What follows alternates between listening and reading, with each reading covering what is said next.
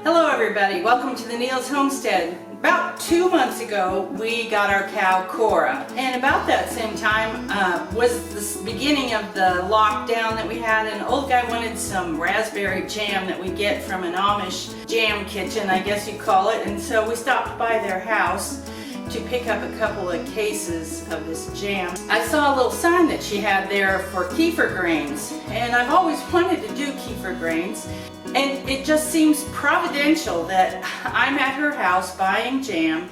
I happen to see a sign where she has KEFIR grains for sale, and I'm getting a cow in just a couple of days, and so I snatched up a jar. It was like a little half cup to a cup of KEFIR grains that were in water. The grains were down at the bottom, and the whole thing was frozen. So what she does is separate her KEFIR grains, and she puts them in water, and she puts them in her freezer. And she sold these KEFIR grains for $5, which I don't know if that's a reasonable price or not. The Amish tend not to be high in price, but somehow she determined that was the price. I would be kind of willing to pay whatever. So I bought it, I came home, I added the KEFIR grains to my milk, fresh milk that we got from the cow. The first time I was ready to use my KEFIR, after it had developed the milk into KEFIR, I used my little stainless steel strainer and I poured it in there and separated the KEFIR grains, and then I added the KEFIR grains back to my next jar of milk.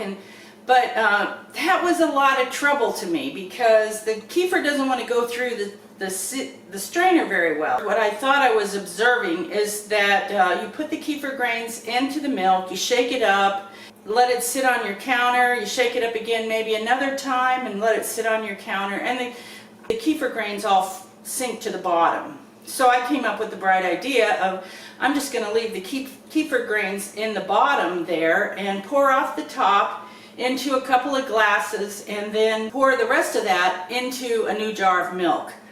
Seems simple to me. Well, I did that for like weeks, actually. I would say I did that for 4 weeks. And it worked great doing that. Then I was talking to my friend Tammy from Little Jordan Farm. Go over and check out her channel. She's got some good videos. She milks a goat or two, and so I decided I'm going to give her some of my KEFIR grains. I looked up on an internet page, a website that showed me to dehydrate the KEFIR grains a couple of days just out in the open on a plate with paper towels, and then to put the dried KEFIR grains in some powdered milk, and you can mail them that way. So I decided to do that for her. At that point I still had KEFIR grains. I had a lot of KEFIR grains, so they were still in there, I know, and this was probably about 2 weeks into the whole process. Well, then about another 3 to 4 weeks I kept just doing my process of pouring off the top and pouring the bottom cup into the next jar. Well, one day I decided I wanted to see what my KEFIR grains looked like. I strained them and worked with them, and I ended up no KEFIR grains. There were no KEFIR grains in there at all. They were gone. But I was still getting KEFIR every day, even though I didn't have any KEFIR grains, and I've always heard that you can't make KEFIR without KEFIR grains, but I have. I was talking to my friend Tammy again, and she offered to mail me back some KEFIR grains. And so that's what she's done. In this envelope here is a new batch of KEFIR grains. So what I'm going to do is get them going in a new batch of milk, but I'll just keep doing my KEFIR the way I do it because it works really well. So I'll have double batch of KEFIR grains, and also have some grains that I can share with somebody else if they want to do it, because KEFIR is very healthy for you. It's a very good probiotic, and I think almost the best thing about KEFIR is it's so easy. You don't have to do any heating of the milk. You don't have to keep it at a certain temperature. You just put it on your counter, and in 24 hours or less you have KEFIR.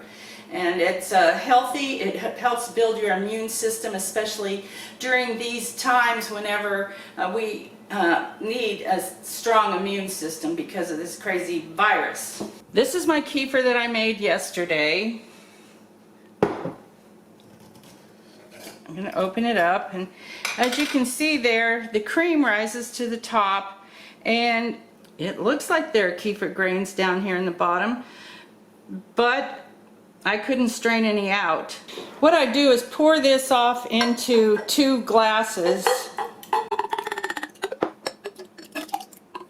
until I have the bottom amount, and then I have a quart jar here ready that was milked this morning. It's not been in the refrigerator or anything. It's just put directly into that jar as I strain it, and then I pour that last cup into that jar. I shake it up real good 1 time. At first I was shaking it up more than 1 time, and then I set it on my counter just to sit there till morning, and we'll drink that with our breakfast. Now this half of a quart, a little bit more than a pint, is what I'm going to put my kefir grains in. I think I need a pair of scissors.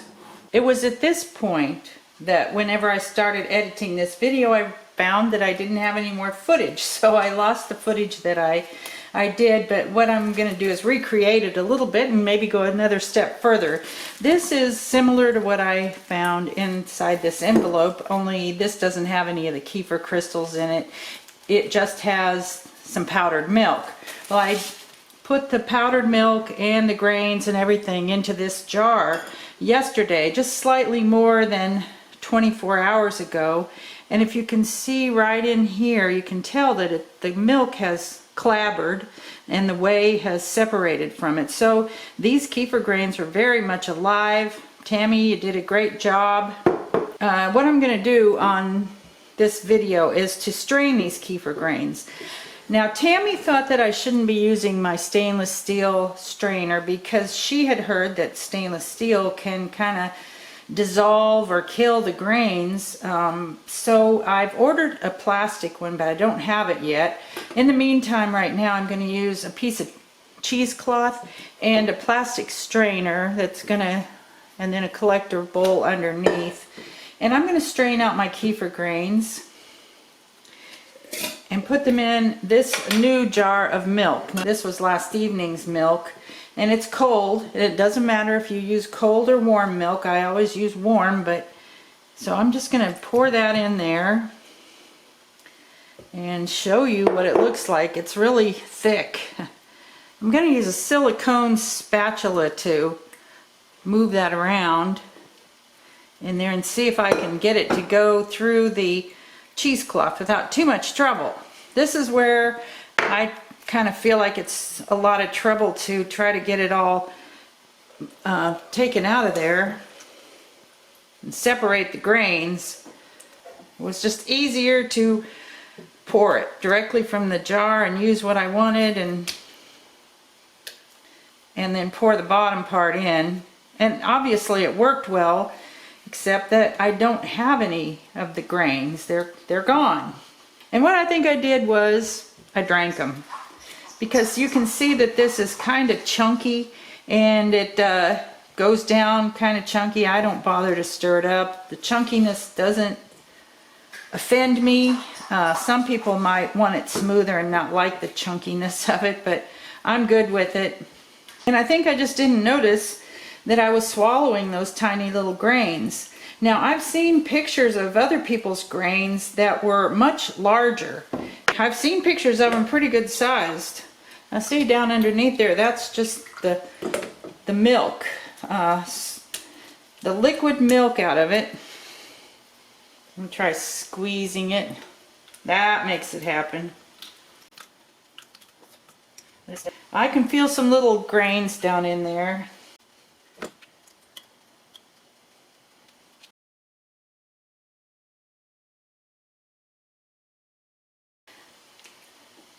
I don't feel any grains in the colander,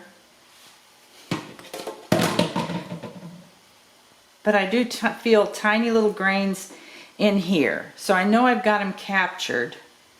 I'm going to open them up on this lid.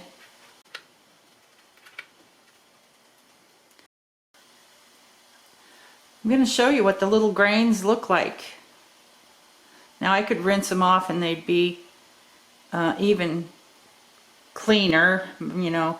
They're kind of clear to cloudy when they are rinsed off, no milk on them at all. And apparently it only takes a tiny bit, like maybe 1 or 2 of these tiny little grains to go ahead and make some more kefir.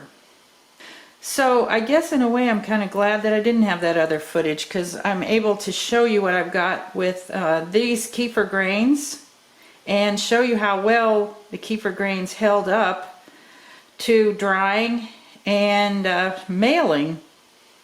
So I'm going to take these and add them to this jar of cold milk. It's from our cow. It's like half a day old. I'm going to shake them up,